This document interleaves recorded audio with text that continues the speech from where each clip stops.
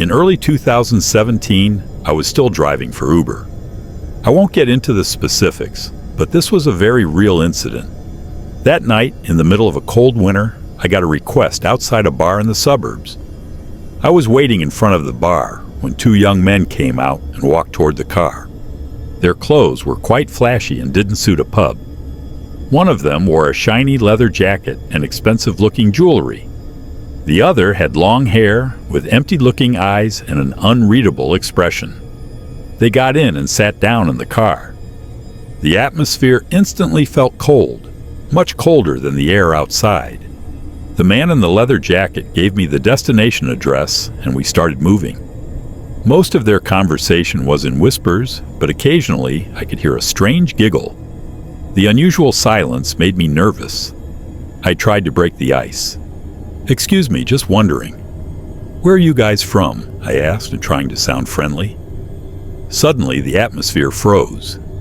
The man in the leather jacket turned his face away from the window and stared at me in the rearview mirror.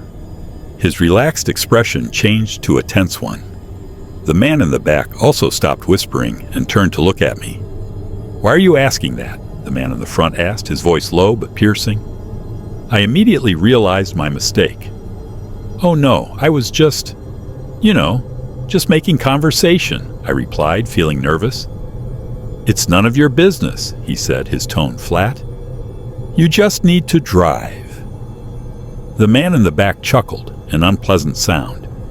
"Have you ever tried driving with your eyes closed?" the man in the front asked, his voice sounding like he was playing a game. I was stunned and couldn't answer.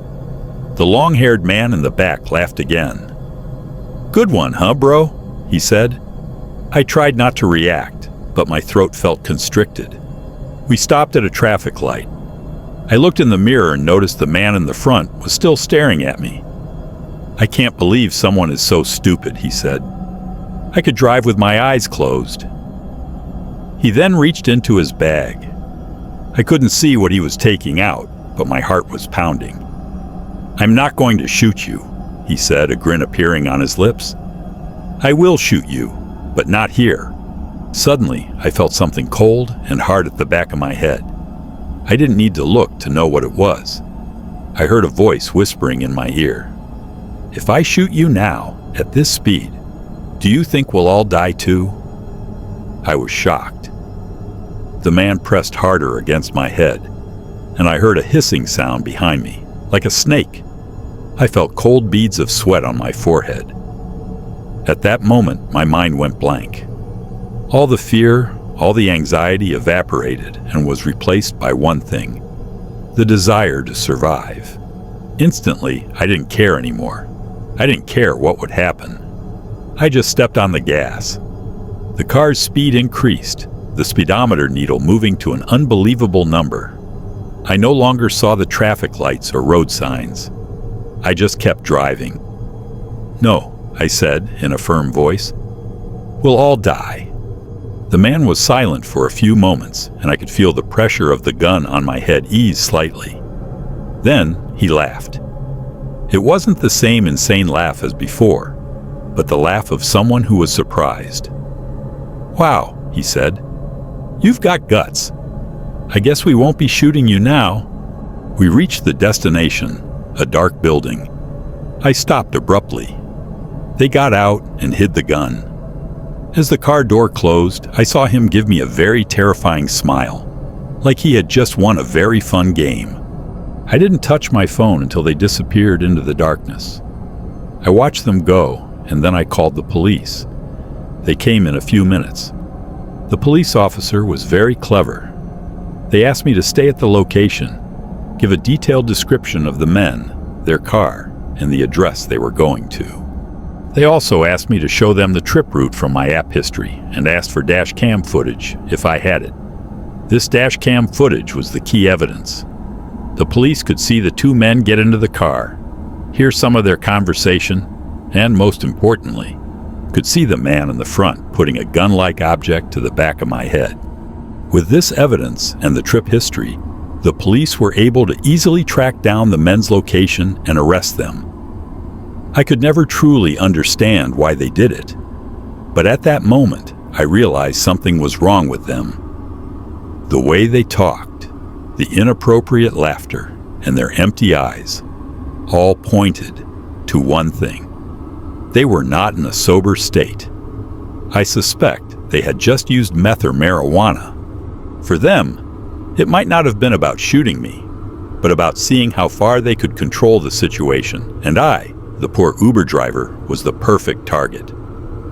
Their crazy actions made no sense to a sane person, but to someone under the influence of drugs, maybe it felt like a thrilling and exciting game, as if they were characters in a movie who would never die.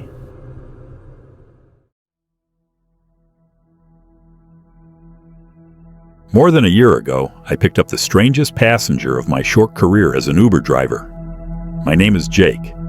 I had just lost my job as a chef at a small restaurant that had to close down, and to cover the rent for my apartment on the outskirts of town, I signed up for Uber. At first, the job felt like a godsend. I could set my own hours and meet people with unique stories. I enjoyed the freedom, especially since I was at a low point. Long nights on the streets of Chicago seemed to be a form of therapy for me. But then I met her. Her name was Celeste. She had a 5-star rating, tipped generously, and seemed like a dream passenger. But she was more than that to me. We immediately clicked, as if we had known each other forever. Her beautiful face and sharp eyes immediately caught my attention. I picked her up around 8 o'clock on a cold Saturday night. I was almost done for the night, but I saw her request and couldn't resist. She sat in the back seat, wearing a black leather jacket, and radiated a powerful aura. I asked her how her day was, and she smiled. She said she had just swallowed the frog, which meant she had dealt with an unpleasant task early so she could relax for the rest of the weekend. She had just returned from her ex-boyfriend's house to pick up some things. The idea immediately resonated with me. I told her how I also often avoid unpleasant things. Our conversation flowed from books, movies, to music. She mentioned her favorite author, and it turned out to be my favorite too.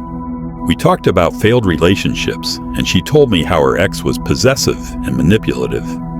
I felt as if I was talking to a lost soulmate.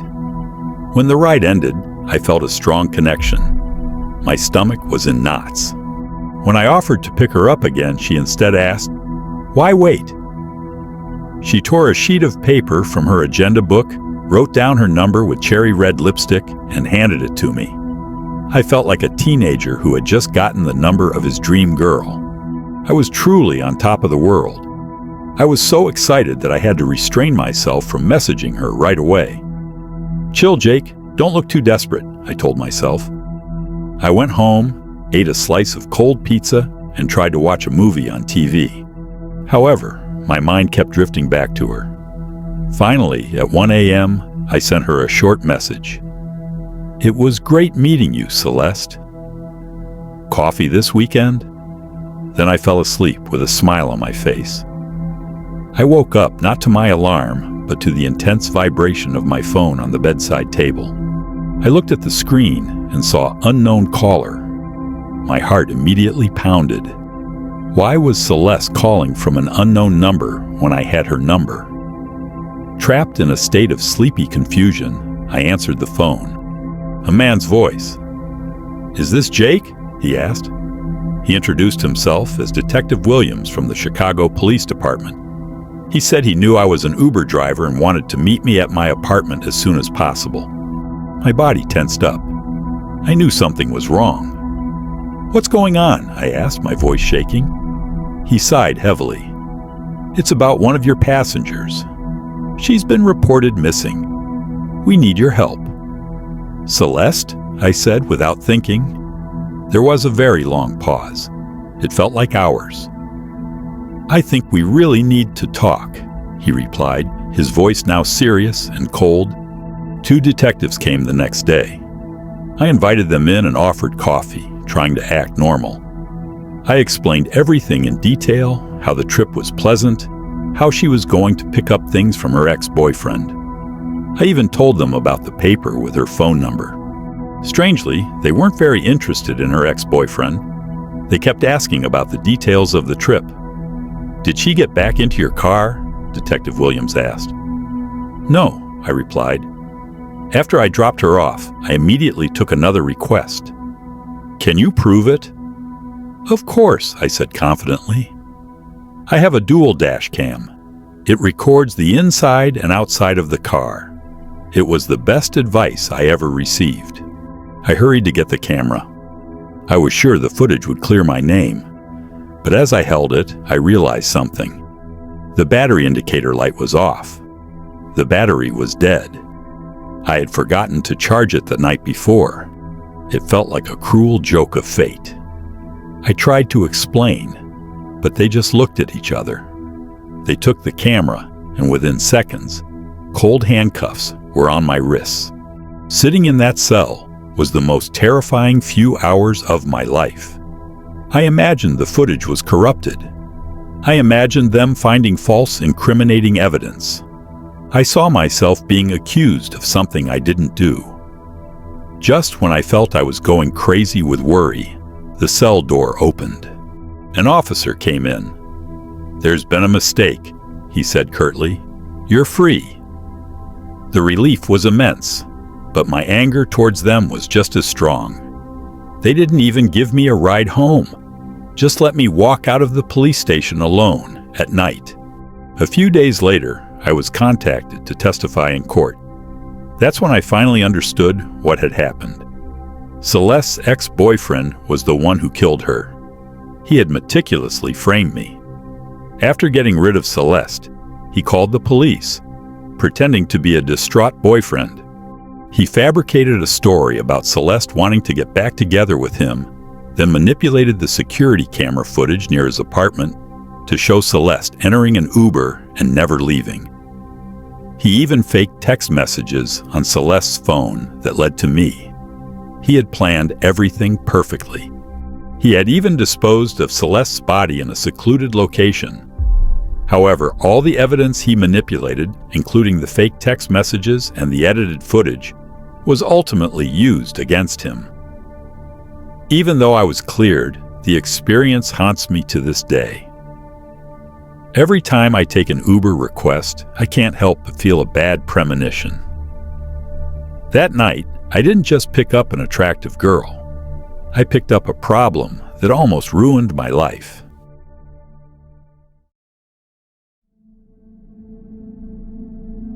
Uber horror stories are all over the internet, with countless strangers sharing their testimonies. One story that spread was about a man named Michael, who ordered a ride home from his friend's house in his hometown of Kalamazoo, Michigan. Since Michael planned on drinking, he ordered a ride through a popular app, rideshare. At 4:21 p.m., a driver arrived in a silver Chevrolet Equinox. Michael got in, greeted the driver, and they began the trip. He later said the driver wasn't very friendly, but he didn't think much of it as the ride began. During the trip, Michael noticed the driver took a phone call through a Bluetooth earpiece. Once the call ended, the driver started driving very erratically. At first, Michael didn't say anything. But when the driver swerved into oncoming traffic, crossed the median, ignored stop signs, and sideswiped another car, Michael began to panic. He begged the driver to slow down, but his pleas were ignored. Michael then begged the man to pull over and let him out. His request was ignored, and he had to wait until the driver was forced to stop before leaping out of the back seat and calling 911. Michael gave law enforcement as much information as he could, including the driver's name and license plate number. He was shaken and furious over the experience, but lucky to be alive. The driver was Jason Dalton, a man whose violence and madness was only just beginning. At 5:42 p.m., a 25-year-old woman named Tiana was walking near an apartment complex in Richland Township when a silver Equinox pulled up beside her. The driver was Dalton. The woman said Dalton called out to her by a name she didn't recognize. When she turned to tell him she wasn't the person he was looking for, she was met with gunfire. She was struck 4 times in her left arm, leg, and back. But she was smart enough to play dead, hoping the shooter would move on. Her plan worked. Dalton hit the gas and fled into traffic, running a red light and crashing into another vehicle as he escaped the scene. Tiana survived the attack, but her left arm had to be surgically reconstructed. At this point, Dalton met up with his wife and children at his parents' house. He explained that his Equinox had been damaged by an angry taxi driver who had shot at him after becoming furious that rideshare was taking business away. Dalton assured his wife that headquarters was handling the incident. He even gave her a handgun, telling her she might be in serious danger without it. He instructed her not to go to work, not to take the kids to school, and not to leave the house. Dalton then switched vehicles, taking his wife's black Chevy HHR. Shockingly, after nearly killing a woman, Dalton continued to accept ride requests through his rideshare app. Passengers he picked up during this time said nothing seemed unusual about him. He was polite, friendly, and drove safely. That all changed shortly after 10 p.m. when Dalton arrived at a Kia dealership in Kalamazoo. According to a witness browsing cars, they were approached by a strange man asking what kind of vehicle they were looking for. The man didn't appear to be a salesman. As they answered, the strange man pulled out a gun and unleashed 18 rounds. Witnesses scattered for cover, while others across the street in a Burger King parking lot pulled out their phones, recording the shooter as he fled the scene in the black Chevy HHR. 10 minutes later, Dalton pulled into the Cracker Barrel parking lot in Texas Township. Just as he arrived, 4 people in 2 separate cars were attempting to leave. Dalton reloaded his gun, aimed, and opened fire. A witness saw Dalton step out of his vehicle and approach one of the cars he had just shot at. According to them, Dalton asked a wounded passenger a question. When the passenger answered, Dalton executed him with a single gunshot to the head. To this day, it's unclear what the question was, but it's more than likely Dalton would have killed him no matter what he said. There was no method to his madness. He simply wanted to kill. A 14-year-old girl was also shot during the attack, with a bullet shattering a large portion of her skull. She underwent multiple emergency surgeries and miraculously survived, though she lost her foster grandmother in the incident. Following these 2 murders, Kalamazoo's Emergency Services Dispatch Center was on full alert.